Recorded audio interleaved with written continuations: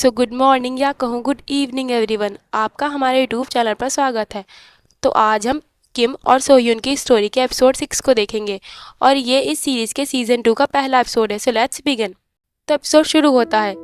युनजी ह्यूंग से कहती है, सच में तुम लोगों ने अपना सारा पैसा एक होटल को बुक करने में ही खर्च कर दिया और अब तुम्हारे पास कार रेंट करने के लिए एक भी रुपए नहीं है।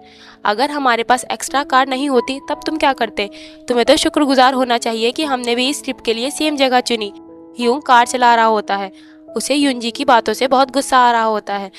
तो किम के क्लब के सारे मेंबर्स ट्रिप के लिए बीच पर जा रहे होते हैं और वो सब कार में बैठे होते हैं। सोह्यून, नामसू और किम सबसे पीछे की सीट पर एक साथ बैठे होते हैं और इन तीनों की शक्ल पर 12 बज रहे होते हैं।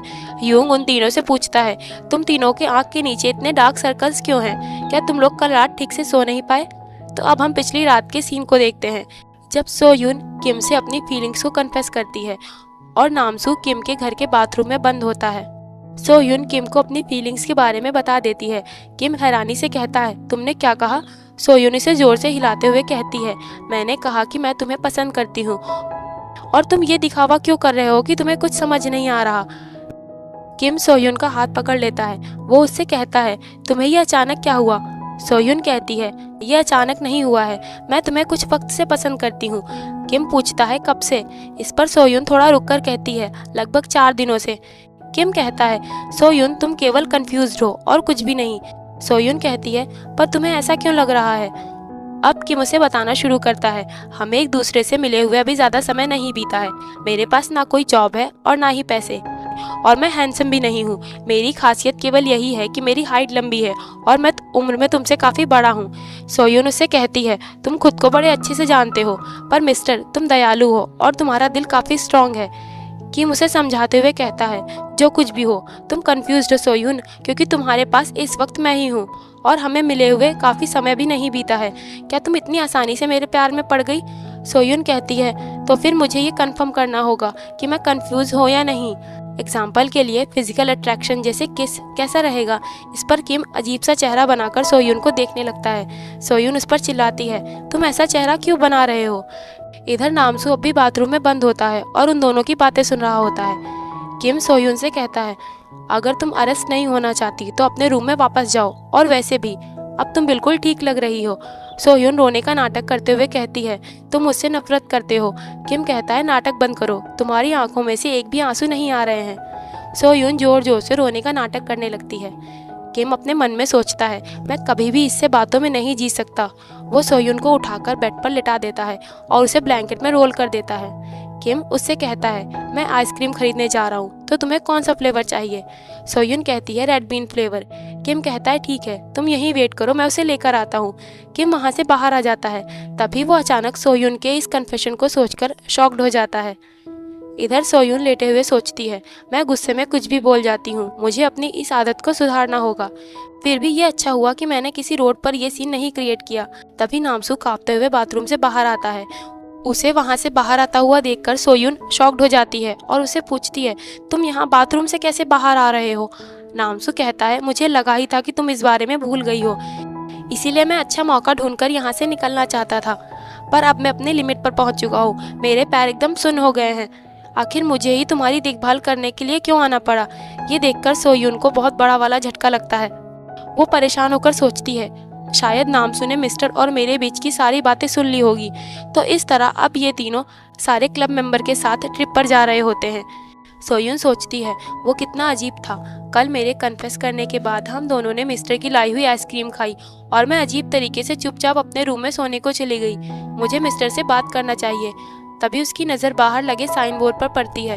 वो किम से पूछती है, क्या हम गैंगवॉन स्टेट की ओर से जा रहे हैं? किम कहता है, लगता है हमने तुम्हें नहीं बताया कि हमारी ट्रिप कहाँ की है।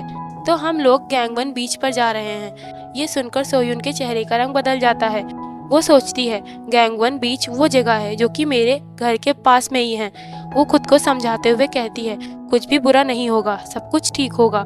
देन वो लोग होटल पहुंच जाते हैं और सामान शिफ्ट करने की तैयारियां करने लगते हैं। युनजी के क्लब का होटल भी सेम होता है। वो ह्यूंग से कहती है, तुम बोर हो जाओगे क्योंकि तुम्हारे पास ज़्यादा मेंबर नहीं है, पर तुम चिंता मत करो, मैं आज रात तुम लोगों के साथ आऊँगी, हम खूब मज़े करेंगे। ह्यूंग कहता है, तुम प्लीज़ मत आना, सोयून इधर उधर देखकर सोचती है, शुक्र है कि ये बीच मेरे घर से दूरी पर है और मुझे यहाँ कोई जानने वाला भी नहीं मिलेगा। पर सोयून को यहाँ कई सारे बुरे इरादे वाले लोग दिख रहे होते हैं, जिनके पास से काले कोहरे जैसी चीज निकल रही होती है। हाना सामान शिफ्ट करने में मदद करवाने के लिए जाती है और एक भारी बॉक्स उठा लेती है। तभी वहाँ एक लड़का आकर उससे वो बॉक्स ले लेता है। वो लड़का हाना से कहता है, जो लोग ड्राइंग करते हैं उन्हें इस तरह का कठिन काम नहीं करना चाहिए। हाना कहती है, क्यों ताए, तुम्हारा शुक्रिया, पर तुम ही तो ड्राइंग करते हो। उन्हें बात करता हुआ देखकर किम ह्यूंग से पूछता है, सब लोग काफी क्लोज लग रहे हैं। ह्यूंग कहता है, हाना तो सभी के साथ फ्रेंडली हो जाती है और ये लड़का क्यों ताए उसके बचपन का दोस्त है। किम सामान शिफ्ट कर रहा होता है। वो जहाँ भी जाता है सोयून उसके पीछे पीछे आ रही होती है। किम उससे कहता है, एक्सक्यूज मी मिस सोयून, तुम ये क्या कर रही हो। सोयून थोड़ा परेशान होकर उसे बताती है, यहाँ कई सारे लोग हैं जिन्हें मैं पहली बार देख रही हूँ, इसलिए मुझे डर लग रहा है। किम कहता है, तुम्हारी तो सबसे अच्छी दोस्ती हो गई थी, है ना। सोयून कहती है, नहीं ऐसा नहीं है। वो किम की टी शर्ट को पीछे से पकड़े हुए होती है। नामसू उसे ही देख रहा होता है। नामसू सोयून से कहता है, हे जहरीले मशरूम, तुम यहाँ आओ। सोयून कहती है, तुम मुझे बुलाने वाले होते कौन हो और तुम जहरीला मशरूम किसे बुला रहे हो। नामसू कहता है, क्योंकि तुम्हारा सर मशरूम जैसा है और तुम्हारे बाल भी बैंगनी रंग के हैं, इसीलिए तुम एक जहरीला मशरूम हो। तुम यहाँ आओ, मैं तुम्हें एक इंटरेस्टिंग चीज़ दिखाता हूँ। सोयून उसके पास आकर कहती है, अगर ये अच्छा नहीं हुआ तो तुम समझ लेना। नामसू उसे अपने फ़ोन का वॉलपेपर दिखाता है, जिसमें उसने सोयून की पर्स चुराते हुए फ़ोटो को वॉलपेपर पे लगा रखा होता है। ये देखकर सोयून गुस्से से नामसू की शर्ट की कॉलर पकड़ लेती है। वो कहती है, क्या तुम पागल हो, तुमने मुझे यहाँ ये दिखाने के लिए बुलाया था। तुमने इस फोटो को अपने फ़ोन के बैकग्राउंड में क्यों लगा रखा है। नामसू कहता है, इससे कोई परेशानी नहीं होगी, लॉक स्क्रीन पर नॉर्मल वॉलपेपर है और मैंने फ़ोन में पासवर्ड भी लगा रखा है, और वैसे भी मेरा मूड कल से काफ़ी ख़राब था, तो मैंने सोचा अगर मैं तुम्हें गुस्से में देखूंगा तो मुझे अच्छा महसूस होगा, और अब मैं अच्छा महसूस कर रहा हूँ। ह्यूंग उन दोनों को सामान शिफ्ट करने में हेल्प करने के लिए बुलाता है। सोयून सोचती है, आखिर ये नामसू करना क्या चाहता है। देन अब सोयून अलग अलग तरह की ड्रेस पहनकर मॉडलिंग के लिए फ़ोटोज़ खिंचवाती है। किम इस काम में उसकी मदद कर रहा होता है। बीच के आसपास के लोगों का ध्यान सोयून की ओर जाता है। वो सोचते हैं ये लड़की कितनी खूबसूरत है। तभी एक लड़का सोयून के पास आकर कहता है, आप मेरे टाइप की हैं, क्या मुझे आपका फ़ोन नंबर मिल सकता है। सोयून किम के पीछे छिप जाती है और उसकी ओर इशारा करके कहती है, ये मेरा बॉयफ्रेंड है। वो लड़का कहता है, मुझे माफ़ करना, और वो वहाँ से चला जाता है। किम सोयून से कहता है, तुम अपना बॉयफ्रेंड किसको बोल रही थी। सोयून कहती है, मैंने कल तुम्हें अपनी फीलिंग्स के बारे में बताया था, पर तुम ऐसा दिखावा कर रहे हो कि कुछ हुआ ही नहीं, लेकिन मैं हार नहीं मानूंगी। मैं सच में तुम्हें पसंद करती हूँ। मैंने ये बात काफ़ी हल्के में कह दी, इसका मतलब ये नहीं कि मेरी फीलिंग्स रियल नहीं है। किम उसकी बातों को अनदेखा करने का दिखावा करते हुए वहाँ से जाने लगता है। सोयून को किम से बार बार रिजेक्ट होने की आदत हो गई होती है। किम एम्बैरेस होकर सोचता है, आखिर सोयून बिना एम्बैरेस हुए ये सब कैसे कह पाती है। देन क्लब के सारे मेंबर्स बीच पर एंजॉय करने लगते हैं। तभी ह्यूंग भागते हुए उनके पास आता है। वो कहता है, तुम लोग यहाँ क्या कर रहे हो। किम सोयून को उल्टा लटकाकर झूला झुला रहा होता है। ह्यूंग कहता है, तुम लोग मेरे साथ चलो, एक बहुत बड़ी प्रॉब्लम हो गई है। देन कुछ देर पहले ह्यूंग के पास होटल के रिसेप्शनिस्ट का कॉल आता है। होटल के अटेंडेंट उसे बताते हैं, आज आप 2 ग्रुप्स हमारे होटल में आए हैं, तो आप लोग होटल के फर्स्ट फ्लोर के आर्केड गेम जोन को फ्री में बिना रिजर्वेशन के यूज़ कर सकते हैं। ये सुनकर ह्यूंग खुश हो जाता है। ह्यूंग को आर्केड गेम बहुत पसंद होता है। वो सोचता है, मैं खाना खाने के बाद सभी को वहाँ लेकर जाऊँगा। तभी वो युंजी को देखता है, जो कि किसी से फ़ोन पर बात करते हुए काफ़ी एक्साइटेड लग रही होती है। ह्यूंग ये समझ जाता है कि होटल के अटेंडेंट ने उसकी तरह युंजी के ग्रुप को भी आर्केड गेम जोन को यूज़ करने की परमिशन दे दी होती है। ह्यूंग उसके पास आकर कहता है, तुम गेमिंग जोन को साथ में यूज़ नहीं करना चाहती है ना। युंजी कहती है, अच्छा हाँ, तुम लोग भी वहाँ हो। ह्यूंग कहता है, एक आर्केड में 2 सूरज नहीं रह सकते। इस तरह वो दोनों एक दूसरे से मुकाबला करने को तैयार हो जाते हैं कि आर्केड गेमिंग जोन को कौन सा ग्रुप यूज़ करेगा। ह्यूंग कहता है, तुम फाइट करना चाहती हो। युंजी कहती है, जाहिर सी बात है, अगर तुम्हें कोई चीज़ पानी है तो तुम्हें उसके लिए लड़ना होगा। अब ये सब बातें छोड़ो और सभी को यहाँ लेकर आओ। तो इस तरह ह्यूंग सभी को मुकाबले के लिए यहाँ लेकर आया होता है। किम कहता है, इस सब की क्या ज़रूरत है, क्या हम साथ मिलकर आर्केड का यूज़ नहीं कर सकते। हाना ह्यूंग और युंजी से कहती है, सही कहा, भला तुम दोनों क्यों चाहती हो कि दूसरे लोग तुम्हारी इस लव फाइट में दखल दें। सोयुन हाना से पूछती है, क्या ये दोनों डेट कर रहे हैं? तभी ह्यूंग चिल्लाकर कहते हैं, हम डेट नहीं कर रहे। हाना कहती है, हाँ अभी तो नहीं, पर मैं शर्त लगा सकती हूँ कि अंत में तुम दोनों एक दूसरे को पसंद करने लगोगे। युनजी के साथ क्योंग ताए भी होता है। ह्यूंग युनजी से पूछता है, केवल तुम दोनों ही यहाँ क्यों आए हो? तुम्हारे ग्रुप के दूसरे मेंबर्स कहाँ हैं? युनजी उससे कहती है, तुम मुझे अपने ग्रुप्स के 2 मेंबर्स लोन के तौर पर दो। ह्यूंग कहता है, पर तुम्हारे ग्रुप में तो पहले ही कई सारे मेंबर्स हैं। युनजी रोते हुए कहती है, वो सब मस्ती करने में बिजी हैं, इसीलिए उन्होंने कहा कि वो नहीं आएंगे। अब ह्यूंग रौब दिखाते हुए कहता है, तुम्हें उन्हें ढंग से ट्रीट करना चाहिए। तुम हमारे मेंबर्स को देखो, वो सब कैसे मेरे एक बार कहने पर यहाँ चले आए।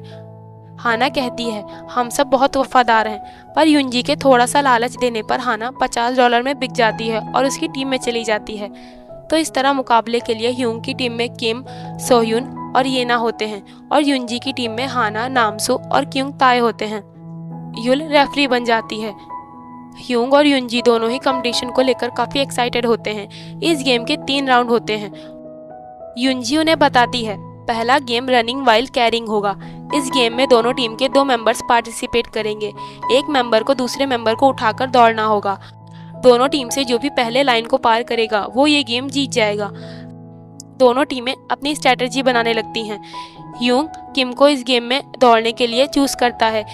तभी येना कहती है कि मैं हल्की हूँ, तो किम को मुझे उठाकर दौड़ने में आसानी होगी। वो इस चांस का फायदा उठाना चाह रही होती है, पर ह्यूंग कहता है, येना तुम पतली हो, पर सोयुन तुमसे ज्यादा हल्की है। सोयुन किम के पीठ पर चिपककर उसे पकड़े हुए होती है। वो येना को घूरकर देख रही होती है और येना भी गुस्से से उसी की ओर देख रही होती है। इधर युनजी की टीम में युनजी कहती है, क्योंग ताए मुझे उठाकर दौड़ेगा, ये कैसा रहेगा? हाना कहती है, इससे अच्छा ये होगा कि मैं तुम्हें उठाकर दौड़ूं, क्योंकि क्योंग बहुत धीरे भागता है। युनजी कहती है, पर तुम मुझे कैसे उठा पाओगी? हाना नामसू को उठाकर दिखाती है कि वो कितनी ताकतवर है। युनजी हैरान होकर कहती है, ठीक है मैं तैयार हूँ। वो लोग रेस के लिए वहाँ आ जाते हैं और युल गेम को स्टार्ट करती है। युल जैसे ही सीटी बजाती है, किम सोयुन का हाथ पैर पकड़कर उसे अपने कंधों पर लिटा लेता है और तेजी से दौड़ने लगता है। ये देखकर युनजी और हाना हैरान हो जाते हैं। युनजी हाना से कहती है, तुम तेजी से भागो, ऐसे तो वो जीत जाएंगे। हाना कहती है, मैं उनसे नहीं जीत पाऊंगी और मुझे सोयुन के लिए बुरा लग रहा है। किम ने उसे एक सांप की तरह पकड़ रखा है। तो इस तरह किम पहला गेम जीत जाता है। येना सोचती है, अच्छा हुआ किम ने मुझे नहीं उठाया था। देन अगला गेम डॉज बॉल का होता है, जिसमें ह्यूंग की टीम हार जाती है और युनजी जीत जाती है। देन अब केवल लास्ट गेम बचा होता है, जो कि कंक्लूडिंग होता है। ह्यूंग अपने टीम मेंबर से कहता है, लास्ट गेम काफी कठिन हो सकता है, इसीलिए हमें इसके लिए तैयार होना पड़ेगा। देन अगले सीन में येना और हाना ने स्विम सूट पहन लिया होता है। किम भी अपने कपड़े चेंज करके बीच शर्ट पहन लेता है। येना किम से कहती है, किम ओप्पा, मैंने वही स्विम सूट पहना है जो कि तुमने मेरे लिए पसंद किया था। किम कहता है, ये तुम्हारे ऊपर काफी अच्छा लग रहा है। वो हाना से पूछता है, सोयुन कहाँ है? हाना बताती है, उसे थोड़ा वक्त लग रहा है क्योंकि वो अपने बाल बना रही है। तभी सोयुन वहाँ आती है। वो कहती है, मुझे अपना बाल बनाने में थोड़ा वक्त लग गया। वो किम को देखकर कहती है, तुम मुझे ऐसे क्यों देख रहे हो? मैं बहुत खूबसूरत लग रही हूँ, है ना? मेरे बाल क्यूट लग रहे हैं। मैंने इन्हें बनाना ह्यूंजी से सीखा था, पर ये काफी कठिन था, लेकिन मैं क्यूट लग रही हूँ, है ना? किम उससे कुछ नहीं कहता और वो अपनी बीच शर्ट सोयुन को पहना देता है। सोयुन फ्रस्ट्रेटेड होकर उससे कहती है, तुम सच बताओ, क्या तुम्हारी मेरे साथ कोई दुश्मनी है? किम कहता है, तुम ये क्या कह रही हो? सोयुन उस पर चिल्लाते हुए कहती है, ये स्विमसूट इतना खुला खुला भी नहीं था और तुम कुछ ज्यादा ही स्ट्रिक्ट बन रहे हो। वैसे भी तुमने कहा था कि तुम मेरे लिए कोई फीलिंग्स नहीं रखते, तो फिर तुम ये सब क्यों कर रहे हो? किम कहता है, अगर तुम इसे पहने रहोगी तो मैं आज पूरे दिन तुम्हें अपने कंधे पर बिठाकर घुमाऊंगा। अब सोयुन मान जाती है और किम के कंधे पर बैठकर काफी खुश हो जाती है। उन्हें ऐसे देखकर हाना कहती है, ये दोनों इस तरह कजिन्स कम और डैड और डॉटर ज्यादा लगते हैं। वो ह्यूंग से पूछती है, अगला गेम क्या है जिसके लिए हमें स्विमसूट पहनना पड़ा? ह्यूंग कहता है, हम सब बीच पर हैं। तभी युनजी बीच में आकर कहती है, इसीलिए हमें स्विमिंग करना होगा। इस गेम में दोनों टीम से एक एक मेंबर होगा और उसे युल तक पहुंचना होगा। जो भी वहां तक पहले पहुंचा वो टीम विनर होगी। युल समंदर की एक साइड में ट्यूब के ऊपर बैठी होती है। सोयुन कहती है, मैं ये करना चाहूंगी। ह्यूंग पूछता है, क्या तुम्हें स्विमिंग आती है? सोयुन कहती है, हाँ मुझे लगता है कि मैं जीत जाऊंगी, मुझे विश्वास है। किम को सोयून की चिंता होती है। वो उससे कहता है, क्या तुम श्योर हो? मुझे पता है कि तुम्हारा पैर तल तक पहुंच जाएगा, लेकिन फिर भी ये गहरा होगा। सोयून कहती है, तुम्हें चिंता है कि कहीं मैं डूब न जाऊं, पर ये इतना गहरा नहीं है। किम कहता है, तुमने अपने बालों को बनाने में कितना टाइम लगाया है और तुम्हारी मेहनत बेकार हो जाएगी अगर ये भीग गए। ये सुनकर सोयून ब्लश करने लगती है। वो किम को हाथ से धीरे धीरे मारते हुए सोचती है, तुम इतना भी ज्यादा ध्यान मत दिया करो। वो कहती है, अब मुझे चलना चाहिए। युंजी की टीम से नामसू आया होता है। वो सोयून से पूछता है, क्या तुम्हें स्विमिंग अच्छे से आती है?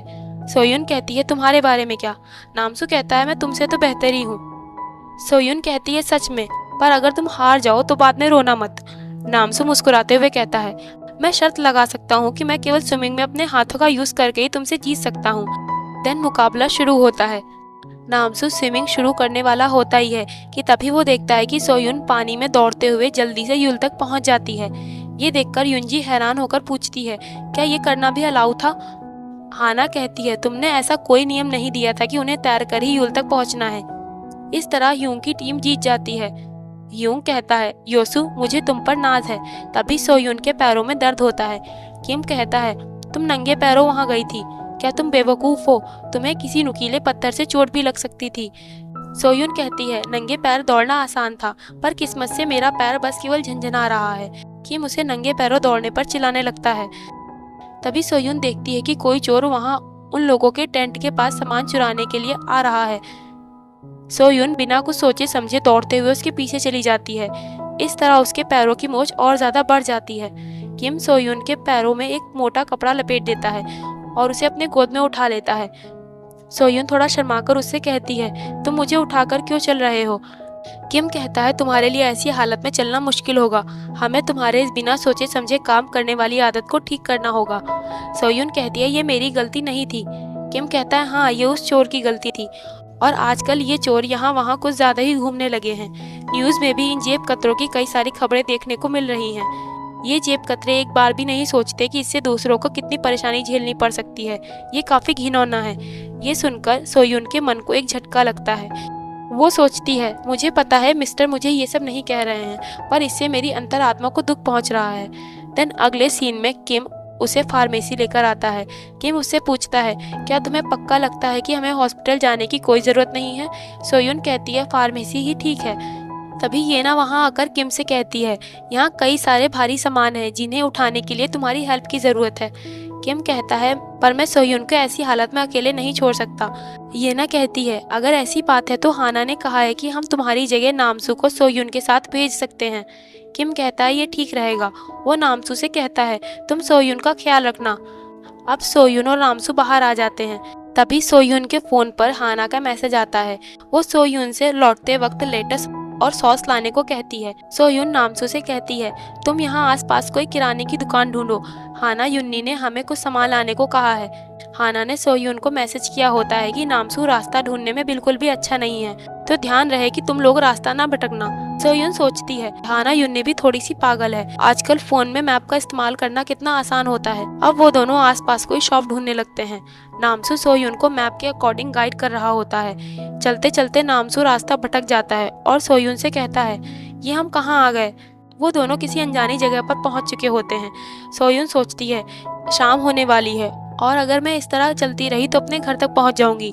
तभी वो सामने वाली बिल्डिंग को देखती है और उसे अपने पुराने दिन याद आने लगते हैं जब वो हाई स्कूल में पढ़ती थी। वो नामसू का साथ छोड़कर दूसरे रास्ते पर जाने लगती है। सोयून को अपनी पुरानी मेमोरीज याद आने लगती है कि कैसे वो इस शहर की रोड से आया जाया करती थी।